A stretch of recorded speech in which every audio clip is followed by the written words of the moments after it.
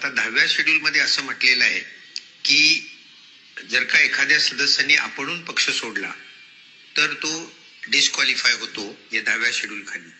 आणि मग 4थ्या पॅरेग्राफ मध्ये लिहिलंय की यातनं कोण कोण वाचू शकतं, तर पक्षांनी जर का विलिनीकरण केलं आणि त्याला 2/3 सदस्यांनी जर का संमती दिली तर ते वाचतात.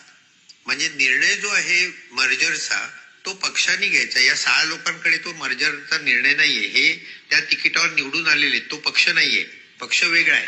त्यामुळे इथे निर्णय जो आहे तो उद्धव ठाकरेंनी घ्यायचा आहे आणि मग जर का 2/3 असतील तर ते वाचतील. तर आता याच्यावर सुप्रीम कोर्टाने आतापर्यंत 4 वर्ष हा खटला पडू नये, अजून सुप्रीम कोर्टाने याच्यावर निर्णय दिलेला नाही. मला तर काही वेळा असं वाटतं की इतक्या उदात्त हेतूनी हा अँटी डिफेक्शन लॉ केला होता 85 साली, की ही जी संसदीय लोकशाही आहे त्याचा आत्माच मुळी पक्ष पद्धती आहे.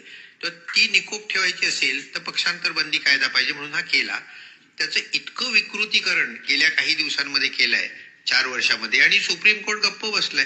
तर मला तर काही वेळा असं वाटतं राज्यघटना शिकवणारा म्हणून की या विकृतीकरणाला सगळ्यात जास्त कोणी जबाबदार असेल तर सुप्रीम कोर्टच जबाबदार आहे.